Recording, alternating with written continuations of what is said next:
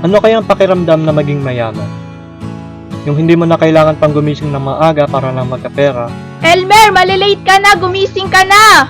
Oh, Elmer, eto na yung baunan mo, nasa bag na. Tapos yung pamalit mo mamaya, andito na rin. Mag-text ka sa akin mamaya pagka-uwi mo para makapagluto ako ng kapunan. Embalsamador? Anong ginagawa mo doon? Hinihiwa mo yung patay? Hinihiwa, binubuksan yung katawan. Tapos, tinatanggalan ng dugo. Pagkatapos, kinukuhay naman dugo. Yak! Elmer, Tina,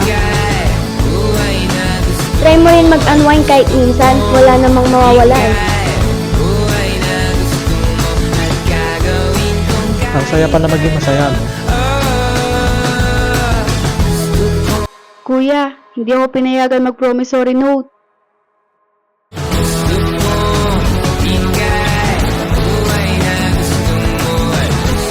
Nay!